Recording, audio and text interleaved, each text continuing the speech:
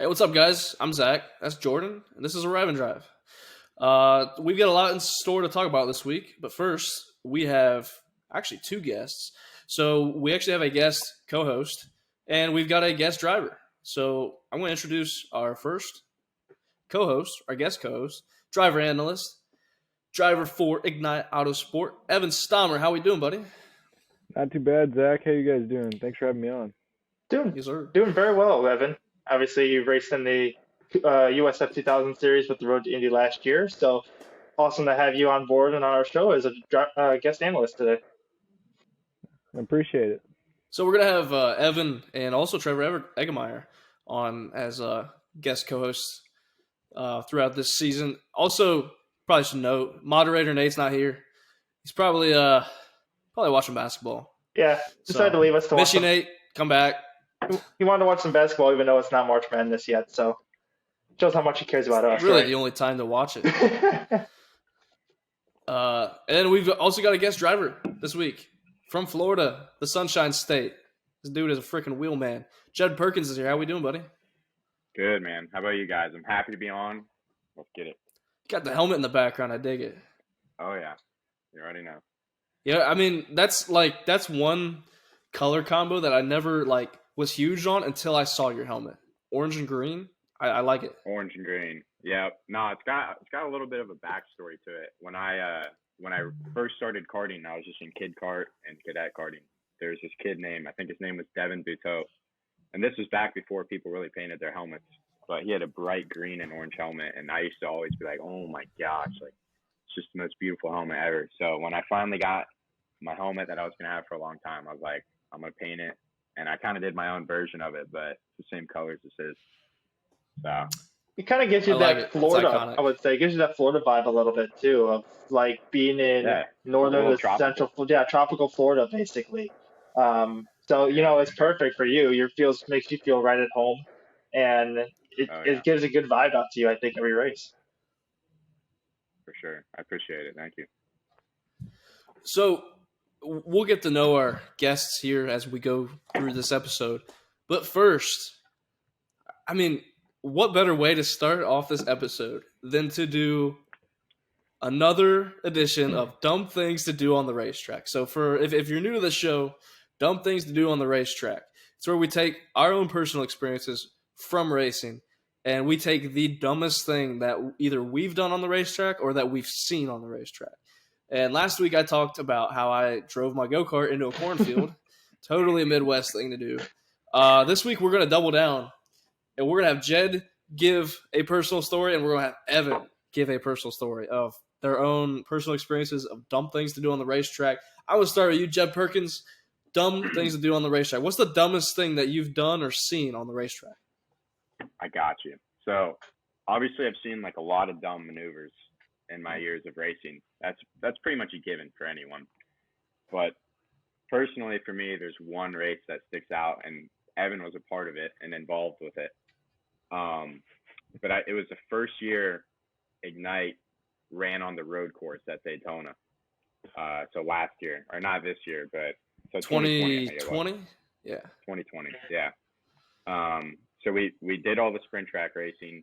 That was done and over with. And then we moved to the big track. We moved over to the NASCAR garages. And no one, that was pretty much, that was the first road race, I guess, for Margay, I guess, besides the gateway races that you guys have done. But on a big national level, that was the first road race. So it was kind of just a question mark for everyone. No one really knew how it was going to go. And I was racing, I was still racing on the sprint track. I was racing in the Open 206 class. So I just did one practice on the big track and then ran back to the sprint track, did all my heat races and stuff, and then shot back over for the final. And I'm trying to remember how the race is wild. I mean, there's karts all over the place, lots of pushing. But the tricky part about that race for me was there's no, on a sprint track, it's 3 to go, 2 to go, white flag. You know how much longer you have that, unless you had a stopwatch, which I realized I should have taped one onto the wheel. Unless you have a stopwatch, you have no idea how much longer you have in the race. Mm-hmm. So it was kind of like an unknown the whole race. I was just like, I don't know if we got 3 more laps left or this is the last lap. But little to my, I'm trying to think so it was the last lap, I guess. We were going down the backstretch. Somehow I had hooked up with my dad and we were pushing, and then Evan and Keith Freeber were pushing in front of us. So we're flying down the backstretch. Draft is obviously huge, so we caught Evan and Keith.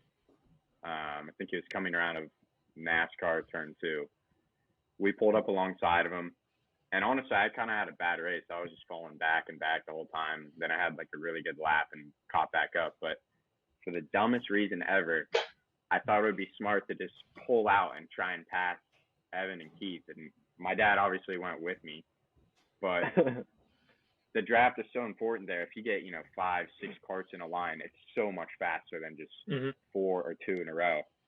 So when I did that, I'm sure we slowed down 4 or 5 miles per hour.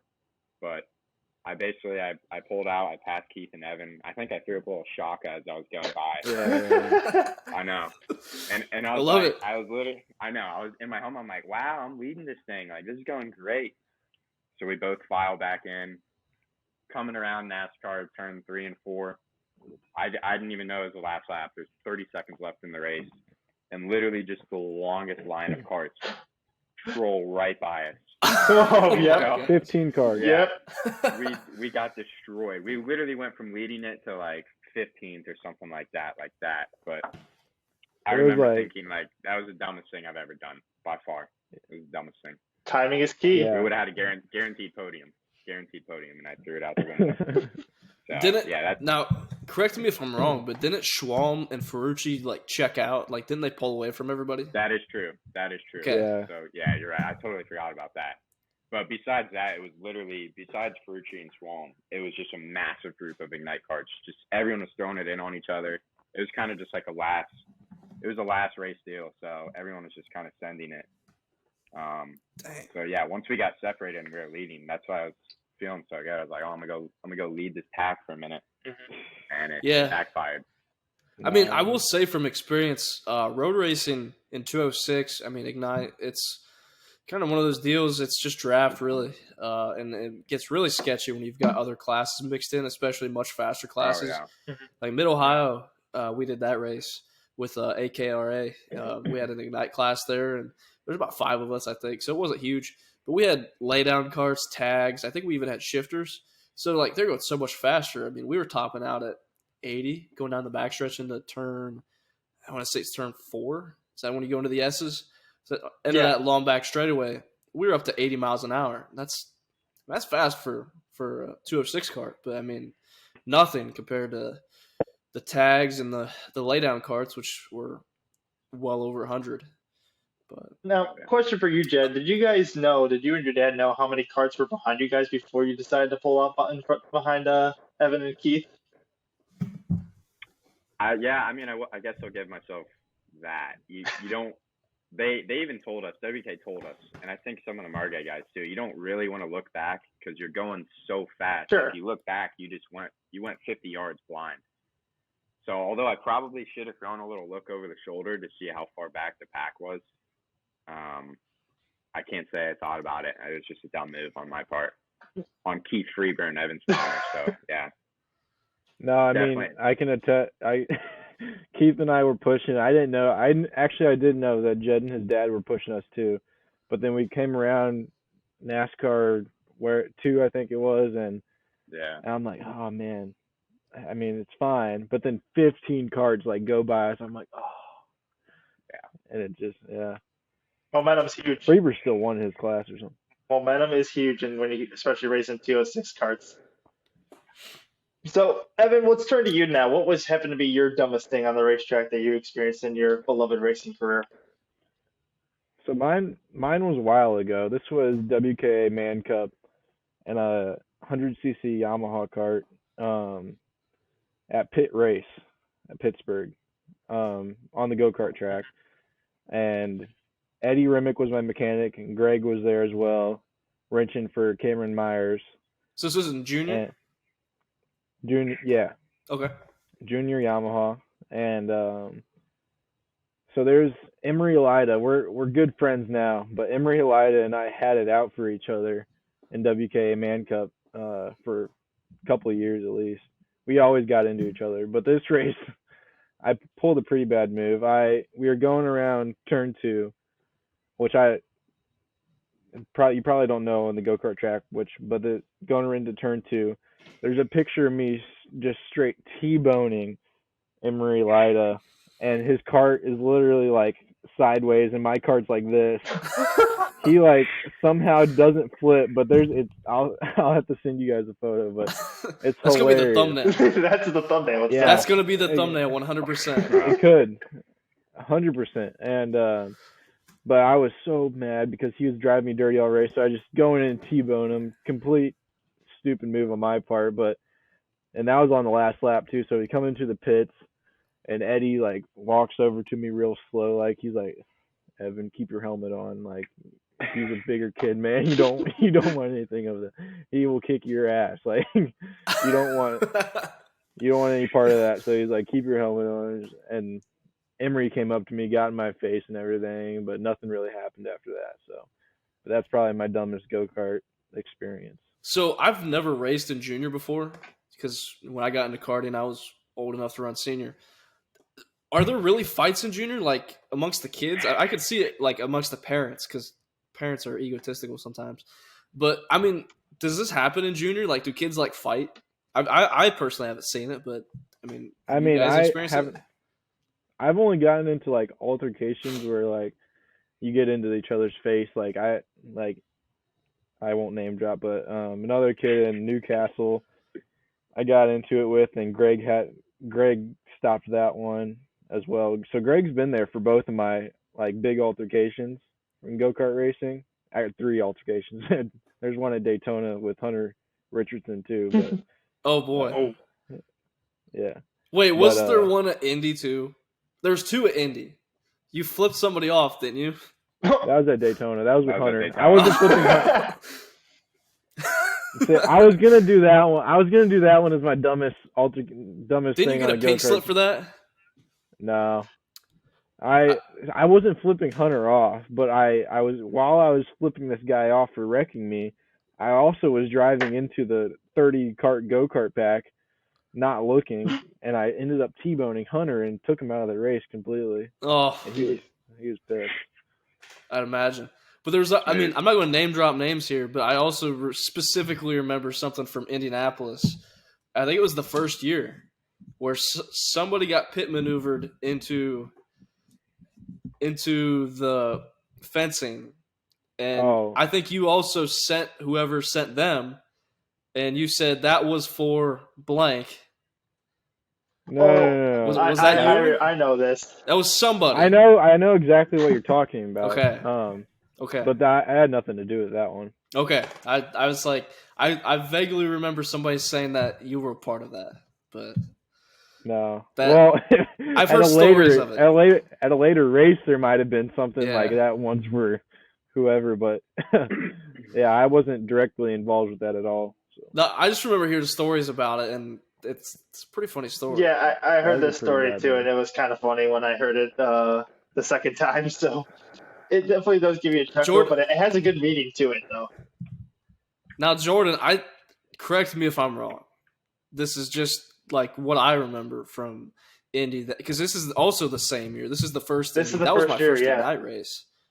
That was my first Ignite race ever. What a great first race! Right? Freaking run Indy. I had no business being there. I remember Paul Foddy screaming at you. Yeah, no. It wasn't Paul Foddy who screamed at me. It was Brandon Moore who screamed at me. But Paul Foddy came running up because he was screaming at me, and Paul just came running up and just told me, "What the heck are you doing?" And then turns around and walks away.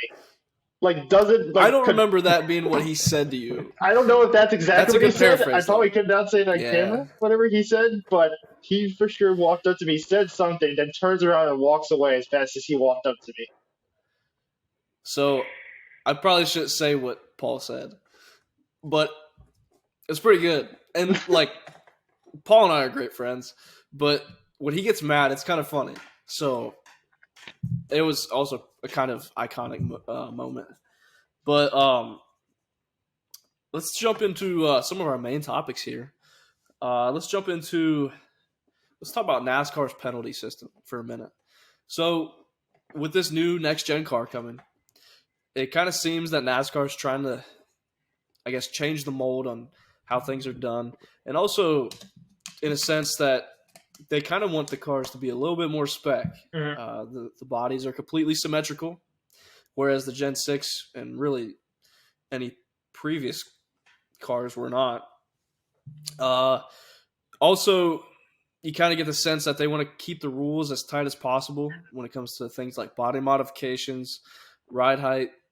Ride height's open, but things like that, they don't want it to really get out of hand, because the Gen 6, it was out of hand. You had body modifications, you had different things being manipulated, just silly things. I guess, Jordan, I'll start with you. What are your thoughts on this? How do you look at their new this system? is definitely the direction NASCAR was wanting to go when they introduced this new next-gen car, only because they came out with the new one manufactured chassis for all the teams. Then they came out with all these spec parts, so no team's really able to work on their own parts anymore to manufacture.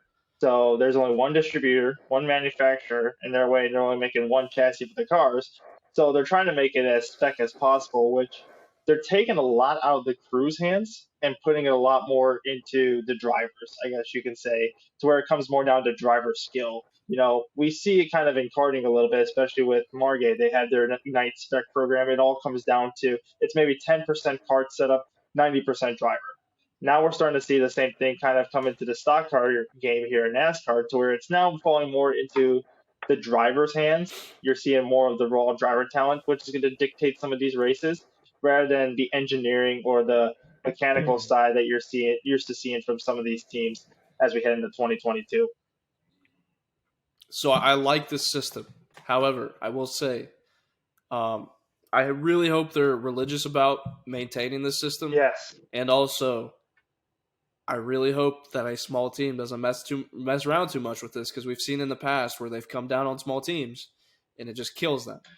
Like, for example, the most notorious one that I think of is like Carl Long. It was like 2008.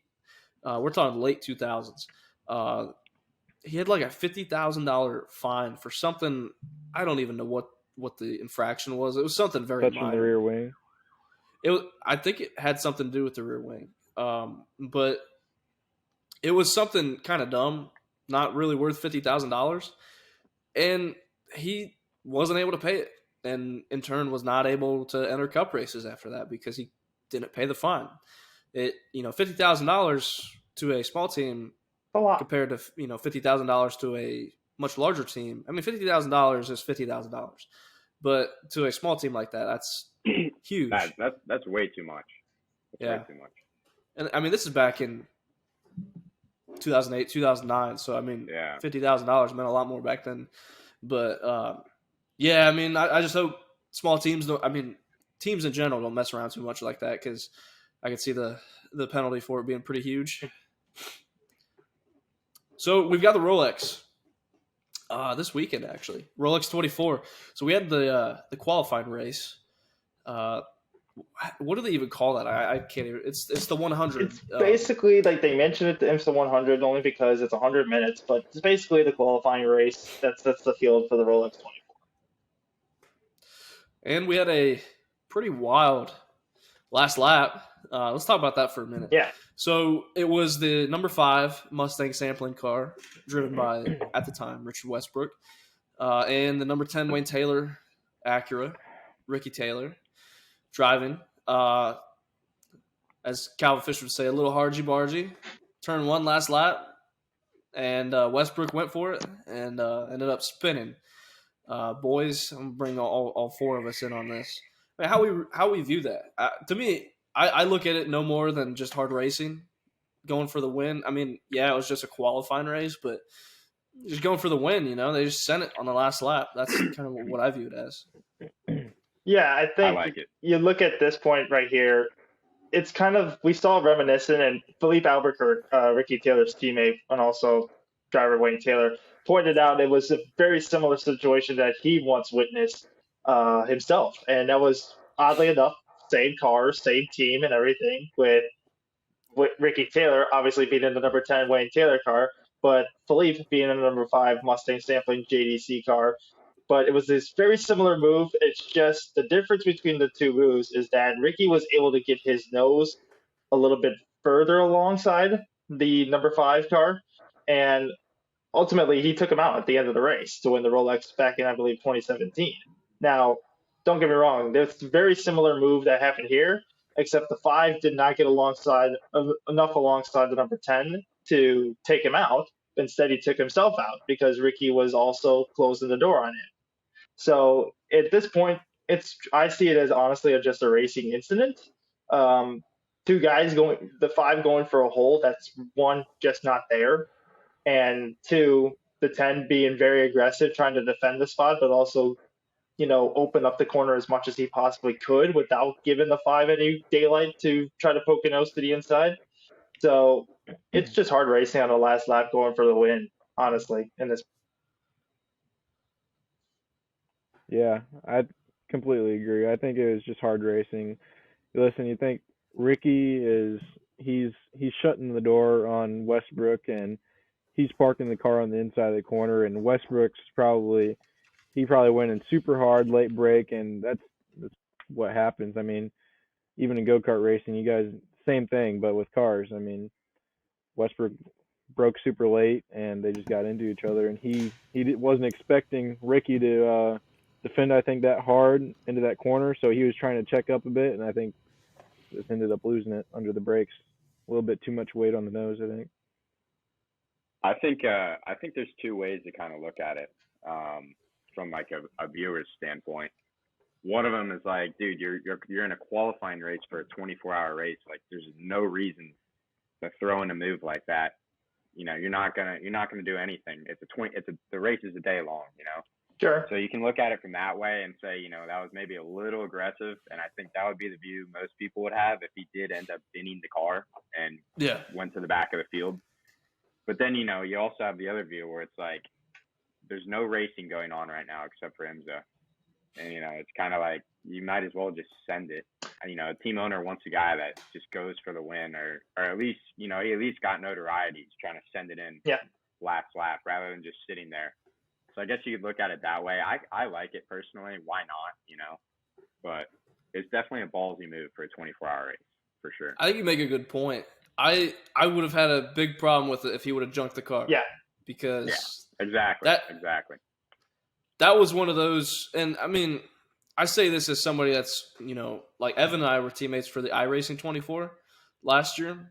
I mean, I've never driven Daytona road course in real life, but on iRacing, that's a hard move to make. Mm-hmm. I can only imagine how much harder it is in real life. I mean, you don't see many moves like that going into one. So something's on the line, but like Jed said, it's a 24-hour race, and they haven't even started it yet. Yeah. So that's a very, very low probability, high risk move, in my opinion. There's other points that go with it too. To also kind of piggyback off of Jed's points, the real main reason why he was kind of going for it, obviously, pole's on the line.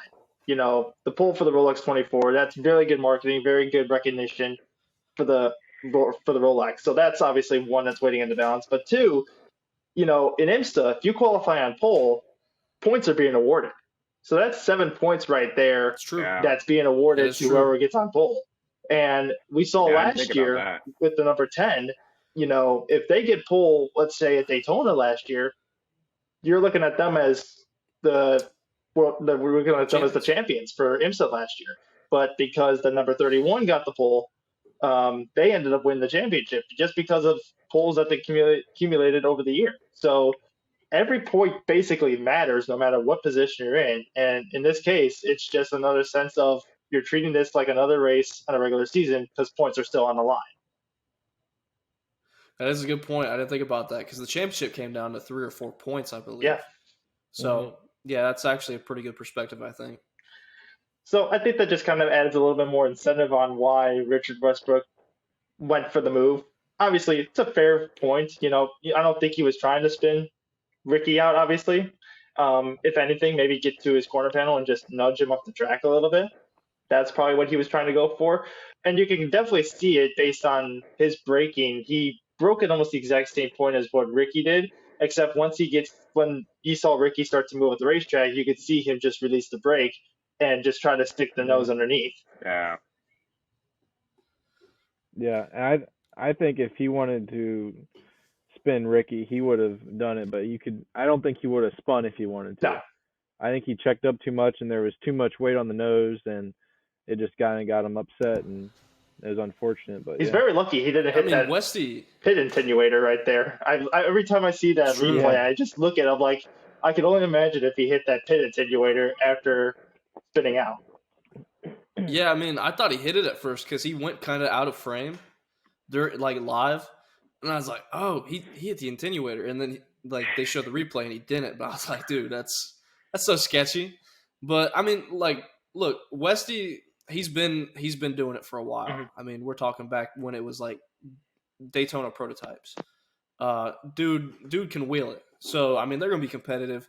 It was just a move that went wrong, and thankfully there was no consequences for them. Probably, I'm sure he learned something for the race itself. But if that's any indicator of how the Rolex is going to be, not to mention there's 4 other classes. I can honestly say I don't think I'm going to want to go to bed. No, I think I'm going to want to stay up all 24 and watch it. But it's just crazy. Agreed. So I think before we move into predictions for the Rolex and we talk a little bit more about that, I think we should really get to know our guests a little bit more. So, I mean, we've kind of gotten to know them a little bit, but you guys probably want to know their background, their history, where they come from, what they do. I'm going to start with Evan. Evan, you got the opportunity to race USF2000 last year with Ignite Autosports, which was a really cool deal. This year, you haven't formally announced your plans yet. We got anything in the works? What are we looking at here? Yeah, definitely got a good framework of what we're doing this year. It won't be the same thing as last year. We aren't going to go open wheel racing as far as right now. So we're going to do some sports car type stuff. And probably later in the year we'll figure out what we're going to do, but probably move on to do some other stuff too. But as of right now, we're not doing any open wheel racing. But we're very close to announcing what we're going to do, so I'll definitely keep you guys updated on what that is. Right on. So, for people that don't know who Evan is, so I mean, I know your story, so I guess I could somewhat tell, but maybe you could tell a little better than I could. So you were the first Margay Ignite junior driver when the Ignite program first kickstarted in 2014. Is that right? 14. Yeah. Yeah. So the Ignite program is a spec karting program, which originated here in St. Louis, and it is where everybody's racing on the same chassis, same LO206 motor, hard tires, now Hoosier R80 tires. Bodywork is spec, really everything. There's not really anything on the chassis that is not spec. Which is great because it leaves it down to the driver and a little bit of setup. But you just jump in, pull the cord, and go. And, since the beginning, you've kind of been that guy up front at all these races. And you've won Daytona, Indy, COTA, I think, right? I'm trying to think of some of the big ones you've won. You've won Rock Island, right? Mm-hmm. Yeah. Okay, I think the one major that you have yet to win is Quincy, maybe. Yeah, I've won the sprint race, but I haven't won the big race on Sunday. So yeah, SCUSA too. SCUSA. You did win Miami. Yeah, Homestead. Yeah. Yeah. So dude has a resume for sure. But before that, you actually got your start in dirt bikes, right? You raced. Brother and I were ripping. Yeah, my brother and I were ripping around some little dirt bikes back in the day. I started that when I was about 4 years old, I think. And I mean, we stopped that when we still have the bikes actually. I still have YZ125. pretty sweet to ride. I haven't ridden it in a while, but yeah, I love the thing. So, but yeah, we wanted a little bit safer stuff, so we went with go-karts. And yeah, I kind of, when I started out with Ignite, I kind of got lucky in a sense. See, if you join Ignite nowadays, it's so easy to get, you're so easy to lose motivation now. All these guys have so much experience, so any newcomers coming in, it's just a tough class now. I mean, when I came in, I was the only junior for, really the first 2 years, and got all this experience and got all these laps in, figured out what was good on the kart, what was bad, and by the time these classes got really big, I had all this experience, and it gave me a lot of confidence in that sense. So getting all those wins at first, they were cheap wins, but when I was young, I didn't know better, so I was like, oh, let's go. So what made you, Evan, decide to go from dirt bikes into go-karts at the very young age you were? So I switched when I was about 11. It was mostly about dirt bikes were just dangerous. We didn't. Yeah. My dad grew up when he was around my age at 20. He was working at Motorsports. It was a little go-kart shop in Litchfield, Illinois. But that's kind of how we got into it. He introduced us to it. Got us some go-karts for Christmas, or dirt bikes, sorry. But then it's dangerous to do any supercross or motocross type stuff in the races, and it's almost a matter of time before you get hurt. Yeah. So we basically were walking around the St. Louis Auto Show whenever we found Margay's booth, and Keith Freeber and Keith Sharp were there, and they both introduced me to what this K3 package was, and we were pretty much sold right on the spot. I called Freeber I don't know how long, 2 weeks later, and my dad ended up getting me one for my birthday in 2014. So yeah, it was pretty great. Now, so to add context to this, Ignite, it started at Gateway Kartplex, which is just inside of Worldwide Technology Raceway, which I believe the first season had 8 karts, 7 senior, 1 junior, and that was Evan. But now it has since grown to, I'm trying to think of everywhere that it races. We're talking just the club level, tracks at least. Mid-State Kart Club, 61 doesn't have Ignite. Sure they do, yeah. Yeah, 61 has Ignite. Okay, 61 Kartway, Autobahn, TNT, Whiteland Raceway Park. OVRP does, I think. OVRP, yeah. TNT. MCC. TNT. Motorsports Country Club Cincinnati. There's a lot of Ignite tracks now. It's really grown. Not to mention the Ignite Challenge, which is a travel series in the Midwest. And then you've also got the Ignite Majors. So, we've raced at Indianapolis. We've raced at Charlotte. We've raced at Daytona. We've raced at Coda. Not to mention there's a group out in Nebraska, too. You can't forget the guys out at you got Motorsports Doug Park, out Hastings, there and all those guys, yeah.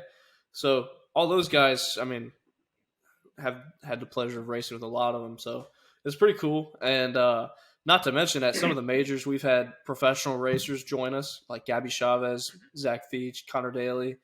More recently, guys like Santino Ferrucci. So it's just really cool.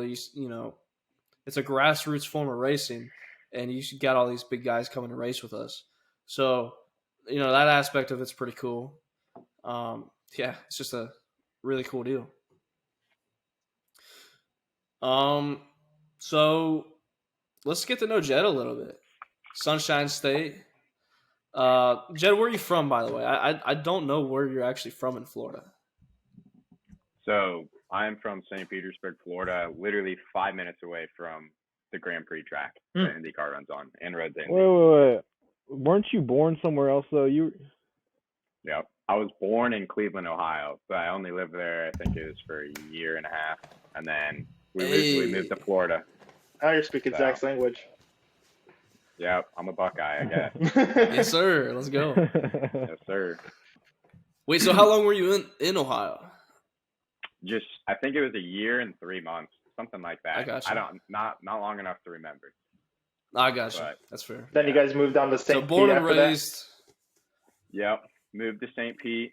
All my family's in Florida, so that was kind of another driving factor. And then back then, my dad and my uncle were really, really big in the racing. They were doing it nationally, all throughout Florida. My uncle was pretty good at it too. My uncle's name is Jed as well, Jed Perkins. So I've had to kind of deal with that coming up through the ranks. A lot of people have gotten confused, long timers. But yeah, I'm trying to think. I think it was around the age of 4 or 5. I got into a kart for the first time, just a kid kart. Did a couple small races, and then we would do Daytona every year. And then I moved up to cadet. I was absolutely horrible. I think in total I bent 4 chassis, totaled 4 chassis. Yeah, got into some horrible wrecks. I think one year I ran cadet in Daytona, and that was when cadet was massive. There was 68 karts, and I finished 67th, almost dead last in the LCQ. So yeah, I definitely hit rock bottom early on. Yeah, and then as I kind of got older, I'd say 5th grade, 6th grade, I was honestly just burnt out. All I had known from karting is just wrecking and totaling karts, and I was scared. I was pretty scared every time I raced. I just had no experience. We didn't do any testing or anything really. Mm-hmm. And obviously my dad was kind of goated at that point. He had been racing nationally for a while, so he was kind of like a superstar at the track, and I was just his son. I was just trash at karting, so I wasn't really bought in. And then that was also when I was into football big time. I wanted to go all the way with football. Mm-hmm. I played that through middle school, all the way up to high school, tackle flag. So that was my life for a while. And then I got to high school, and we went to this rental track about 10 minutes away from my house. It's called Pro Karting Experience. Shout out to Terry Downs. But yeah, we just went out. We did the rental karts there. And I remember that's like the first time I've actually ever been confident in a kart, making passes. Like I wasn't scared for the first time. I actually had fun. And he would tune the karts up for my dad and I because we knew how to drive. So he would tune them up, and it was pretty fun for rental karts. They were pretty fast. And that kind of got me back into it. And then one day after school, my dad was like, "Yo, I got to show you something." And we walked out to his car, and in the back of it, he had what we now call Old Red, but he had a Margay Brava in there. I think it's from 1998. And he was like, "We're going racing." Like I think that week we started at some podunk local series in the middle of St. Pete. And that was really where I got like my foundation of racing. And then I moved up to Anderson Race Park in Palmetto, Florida. We did the local series there. Did Daytona Ignite a couple years. That really built my confidence. Brought home an Ignite one year, and then we started running the state series with that. And then that's kind of when my dad started to race again. And really just from there, it's just taken off like wildfire. Pretty much since then, every year we've just gone a level higher, level higher, level higher. So it's honestly been a wild ride. I've met so many people. You three. It's honestly crazy to think back to how it all started and where we are now. Now we're obviously running nationally. Not going to do as much stuff this year. We're kind of picking our shots, but we'll definitely be at all the big events. And I think we're going to try and take a shot at some 2-stroke stuff. So yeah, it's definitely exciting.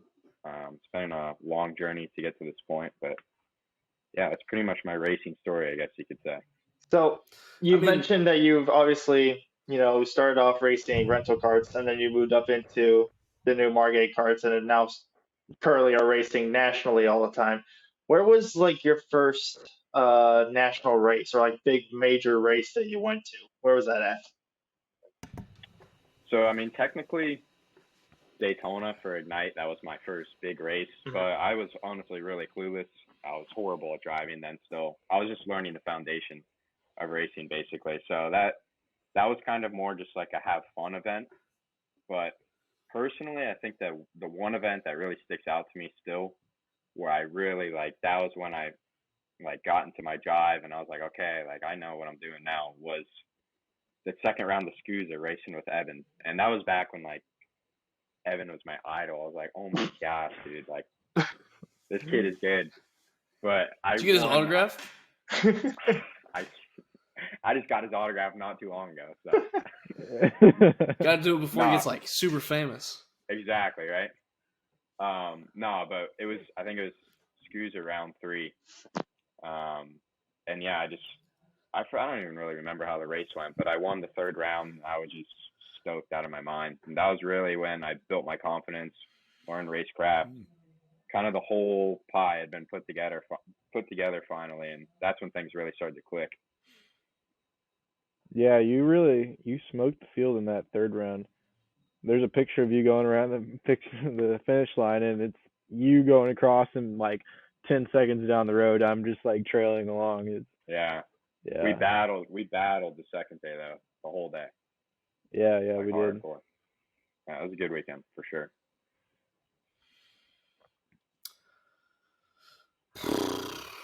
That's crazy. Because, like, when you talk about your progression, Jed, I mean, like, since I've known you, you've been, like, top 3. Like, everywhere you run. Like, you and Evan, step for step, pace for pace with each other. So, like, it's really cool to see where you came from. And, like, this is where you're at now. I guess, I mean, you said you're moving into some 2-cycle stuff. Do you have any plans of maybe making a step up and venturing into cars anytime soon? As of right now, no, nothing at all. If I ever had the shot to literally do anything, even if it was my Jeep Compass on a track, I would do it in a heartbeat. I would love to try a car, but no, as of right now, there's nothing in the works. But honestly, I'm kind of more focused on taking the next step into 2-cycle. That'll never be something I do full time, just because it's literally double the cost every time you touch the track. But to be able to run a couple events a year, like SCUSA or Florida Winter Tour, those are pretty competitive, at least just in KA100 Senior. Yeah, and that KA100, Senior group and that class, it gets super, super competitive with all the factory teams that tend to come in, as well as you see a bunch of let's say, if you go down to GoPro, you get some IndyCar drivers like Joseph Newgarden or Will Power to come down and race every now and then. So not only do you get to race with some high profile names in KA100, but there's a lot of talented drivers in that field that could win a race on a given day. Yeah, honestly, that's a great point. Like that's one of the driving factors. Kind of, I'm very competitive, so to see a class just that stout, it's like I just want to take a shot at it the second I can. So we're definitely trying to work some things out. If I do, I want to do it the right way. Mm-hmm. And obviously in a cost-effective way. It's not cheap to go 2-cycle racing. So yeah, that's definitely that's on the resume hopefully soon. And then on top of that, obviously we're gonna hit Spring Nationals, Grands, probably run a couple Cup Card South races, and then we might do maybe some arrive and drive stuff for our state series next year through Perkins Racing, our dealership. So overall, we got a lot of good things planned. He's gonna go to Quincy Park too for sure. He's gonna hit a couple Midwest races. I know. Yes, sir. I know. There you go. With the boy here. I know. There's definitely a couple legendary races I gotta hit. Maybe like Rock Island too, or even just a race at Gateway just to get the feel of it. You guys are there all the time. If you come to Gateway, you gotta come for the Super Track. Yeah, that's what I've been told. So if I did that, I would probably shoot up for that race. Yeah, for sure. That's definitely like a really good layout. Yeah, because like that. I mean, I guess to provide context for people that maybe don't know what the Super Track is, Super Track at Gateway is where you run part of the Kartplex and part of the SECA road course that is inside a Worldwide Technology Raceway, and it's a combination of the Kartplex pavement and also the layout, but also you've got a completely different pavement for the road course, and you go from really, really fast sections on the road course to some tight, a little bit more technical sections on the kart track, and it's just insane. So, yeah, I mean that would be a good one to come for sure. Yeah, I at least want to get up there just to look at Margay, see it, like actually see the shop, and really, honestly, Gateway too. I want to see Gateway because I've seen it all over the place in your vlogs, Bobby's. So it's definitely a legendary place I got to get up to. And I mean, just the Lou in general. There's plenty of stuff to do. So yeah, pretty good time, I think. Oh, for sure. Gateway is a fun track, I will say, to drive and race. It is a pretty fun track. Yeah. No, I definitely got to, for sure. All right, so before we get into our predictions for the Rolex 24, we got to talk about Bozo of the Week. So I got clowned last week for being a Cowboys fan. We got to talk about football again. It's making another go-around for Bozo of the Week. I don't think anything could be Bozo of the Week this week other than Patrick Mahomes' wife. Oof. So for those of you that don't know, there's a video circulating the internet right now of Patrick Mahomes' wife taking a bottle of champagne after they win the game against the Bills, and from the suite that they're sitting in, spray all the fans in the stands. And I'm just like, come on. Like, I get it. Like, it's a pretty hype moment, but at the same time, like, you're just spraying all these people with champagne. Like, I don't know. Kind of a weird deal. Yeah. Not classy. Not really, especially if you're winning the game, too. And, you know, all these – I get you're in Kansas City. You're at home. We get it. But you have a lot of Bills fans as well who just witnessed a grueling overtime loss in probably – I don't want to go into the rule, but a pretty unfair way, I would say. It's a dumb rule. Yes. We could put the NFL Bozo of the Week for that. Yeah, I don't want to get into it. I hate the overtime rules. I feel like, you know, if someone gets a touchdown, the other team has to have a chance to at least respond. So yeah, Josh Allen didn't even touch the ball in overtime. The way I mean, if I'm a Bills fan, I hate that, but I'm not a Bills fan. But still, see, you say everybody says that though, like in the big game, like when that happens, but nobody says that if it's just a regular season game or so. Exactly, it needs to be brought up a little bit earlier because I agree. It's a stupid rule, but you can't. I mean, I don't think you can complain about it whenever it's been happening for so long and nobody's really said. I mean, yeah, people have said stuff about it, but everybody just now starts. You don't really see it as often as you'd like to. I mean, if it happened as like every game was like one game every week was going into overtime and one team wasn't getting the chance to, you know, defend. Well, no, I wouldn't say defend themselves, but get a chance to answer back. Then I think you would see a lot more of an argument on it. But because it doesn't happen as often, people only bring it up when they see it. And when someone you see it as big as this, everybody's going to complain about it. Exactly. So one thing I will say about it, because like you said, in general, it's not a big issue. It's just in big games like this. When you have two prolific offenses like the Bills and the Chiefs, and it's just a shootout, back and forth, you know, that's when it's really unfortunate that it literally comes down to a coin toss. In that instance, at least. Now, you know, the Bills defense could have just crapped the bed for OT. But this scenario happened a few years ago with the Patriots and the Chiefs. Same deal. Like, both offenses were just killing it. And it was just really a matter of whoever got the ball. Brady got the ball, they go down, they score, they win the game. So I love the college overtime format. And I don't like that they shortened it, but it's great to get the game over with. First overtime, if you score a touchdown, you can kick the extra point. Second overtime, you have to go for 2. Third overtime, it's just a 2-point shootout, which is just like a penalty kick or, you know, penalty shots. You know, if you want, there needs to be more of that. There needs to be a kicker shootout. That would be cool. I would like that. Like if you start at the 35 and then you back up, you go every back to the 40. Every time you back it up until the next person misses. Exactly. Shout out to my boy Riley Patterson on the Detroit Lions. Going to be the best kicker in the NFL, guaranteed. I got to say Evan McPherson, that dude, the Bengals kicker. Yeah, I've seen ex-Gator player. I've seen videos of him, like he did like the bottle, was it the bottle cap challenge or whatever it is, where he kicks the cap off a Gatorade bottle. And I don't know how long the kick was, but it was like from the upper deck or something. There's 3 guys in the NFL that went that went to Edwardsville High School right now. Damn. Really? It's a good record. Like recently? Yeah. AJ Epinesa, he's 2 years older than me, or 3 years. Sorry.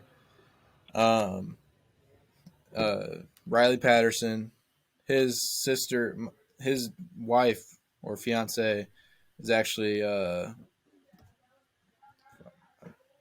my best friend. My best friend's sister is Riley Patterson's fiance. So it's sick. It's so sick. That's pretty cool. It's crazy. Yeah.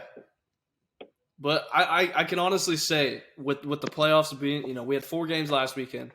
The highest margin of victory was 6 points. 1 overtime game, Chiefs, Bills, 6-point margin. The other 3 games were 3-point, all game-winning field goals. So if we're looking ahead to the conference championships and the Super Bowl, if you're a football fan, this is it right here. I mean, good couple weeks. We did a Motorsports 24 prediction. Oh no, we haven't yet. So we haven't yet. We will. That is the next thing on the agenda. But go ahead and continue. What's your predictions for winning the Super Bowl? We'll just keep it short. We're winning the Super Bowl. Oof. So you got a 1-4 shot here. Chiefs all the way. I was going to say Chiefs. Screw the Rams. I'm a Mahomes sellout. I'm not even a Chiefs fan, but I mean Mahomes, man. I'm gonna say this. I'm gonna go Cinderella story and go Bengals. Yeah, I like Joe Burrow. I'm gonna go Bengals and go Cinderella. I do like some Joe Shiesty. He was an Ohio State guy. I mean, got to represent. Screw Ohio. He hates Ohio State.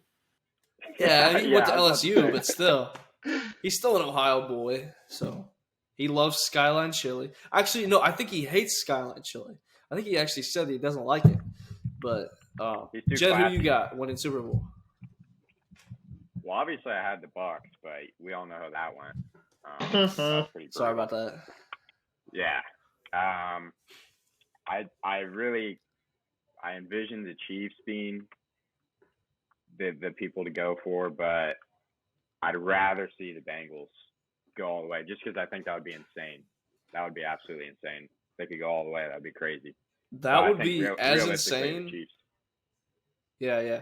That would be as insane as the Browns making the playoffs last year. Yeah, and exactly. Yeah. That would be wild. For sure. All right, fellas.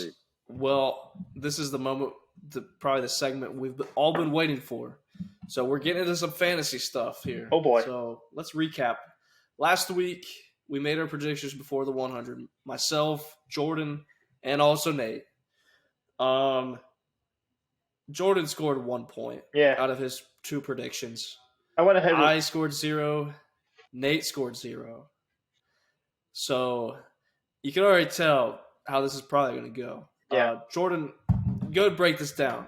Yeah. You got your 1 point. What did you get your 1 point So for? I got my 1 point in that a GTD crash would happen, or a wreck.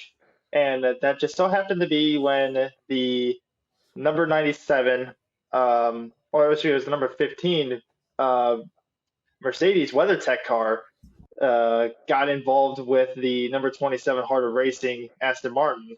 And it ended up, the Aston Martin ended up retiring from the race at the exit of turn 5, in between turns 5 and 6. And the Mercedes ended up having a tire go down. So the Mercedes had to lug it back, but the Aston Martin had to lug it all the way back. But nonetheless, he retired from the race. Now, there was no double yellow for it, but therefore, it was a wreck that did happen. So that was the 1 point I got out of all this. Okay. Well, I mean, it is what it is. On a technicality, you got it. All right. Predictions for the Rolex 24 at Daytona. Jed Perkins, I want to start with you, and we're going to move around clockwise here. Jed, who's winning the race, and give us an obscure prediction. Wayne Taylor Racing, they're taking the dub this year. Okay. Honestly, I gotta admit, I'm not the biggest IMSA guy. I do follow along, but if you ask me an IndyCar question, I could tell you anything about the past 10 years. IMSA, I've only started following the past couple years, but I know Wayne Taylor is one of the best, so I'm gonna go with them. And then, like I was saying, my random prediction is all winter long, Florida's just had the weirdest fog. on both the West and East Coast. So if that did roll in, or if there's fog in the area, it only just builds and builds, and it lasts for a while until the sun's really up around like noon.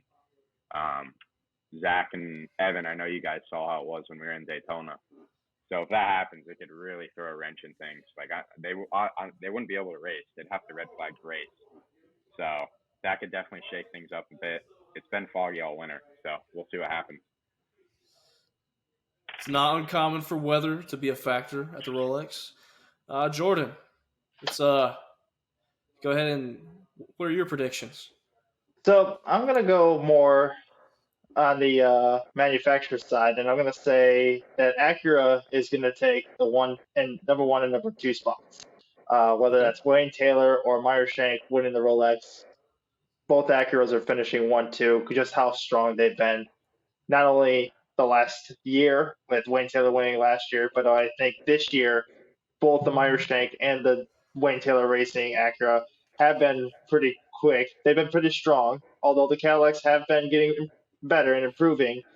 I just don't know if the longevity of the race, they're going to be able to withstand the Acura's pace throughout the course of 24 hours. So I'm going to say Acura's going 1-2. And then my wild card pick is that the race is going to come to a strategy. So basically it's going to come down to a fuel mileage race is what I'm saying. Okay. So that's a fair prediction. All right. Evan, what do you got? Who's winning? And give us an obscure prediction. Mustang Sampling's winning it. Okay. My obscure prediction is that Wayne Taylor Racing is going to be in the lead with either 1 or 2 laps to go, and I'm guessing 1 lap. What do you got? What? Killing me, man. That's my pick. What are you talking about? Are you saying they're going to wreck out? No. You might have been gone whenever I said nice. This. Bad juju. Calm down over there, all right? 1 lap to go. Wayne Taylor's going to have to at least like 50% throttle to make the end of the race. Mustang Sampling blows by him at the line. Mustang Sampling wins. Okay. So kind of along what Jordan said, fuel mileage. But yeah. Another strategy race. Okay. Mustang Sampling, if I remember right, they were pretty fast last year, but had a lot of like mechanical issues or contact with stuff. So they were pretty quick. So yeah, they went a few laps down, but they definitely had pace. Okay, so my pick, I'm gonna pick this. I'm gonna go a little bit outside the realm of probably realism here. I'm going to pick the number 60 Meyershank Acura. I'm a huge Elio fan. And that's just been since day one. Been a huge Elio fan. So I was at the 500 last year when he won his 4th. So I was going nuts. I didn't have a voice for like the last 50 laps. So I'm going to go ahead and take the 60. And then for my obscure prediction, listen, there's always something stupid that happens with weather at the Rolex every year. And it's usually rain. And I think what Jed said about the fog is very realistic, but I'm going to say there's going to be torrential downpour in the morning because that seems to be when it happens. And I'm going to say it's between 4 a.m. and 8 a.m. We're going to have a rainstorm of some sort. And it's going to hit the fan. That's how that's going to go. All right. So, I see where you're going. I think we've got a wide variety. Actually, we do have a wide variety of predictions here, but I will say, so since Nate's not here, I will read off his prediction because he's not here. He did make a prediction. He's saying Wayne Taylor's going to win also to make it a three-peat. And also, he's going to say in the first 5 minutes, there's going to be a full course yell. I think, I don't know. They're usually pretty clean at the beginning of the race. Well, maybe the first hour, yes. Not in the first 5 minutes, though. If you look at what happened last year, too, there was a huge wreck within the GT field right before they even got to the start-finish line. That's true. So there's a possibility, but at the same time, I think the problem with Nate's prediction here is this is a 24-hour race. I think people are going to be smart enough to know that they can't win it within the first 5 minutes. It's fair. But I could be wrong. It proved me wrong last year. there have been incidents on the starts before. There have been incidents on the first lap. So it's not totally unrealistic. It's just highly improbable to happen. Listen, I'm just looking out for Wayne's liver, man.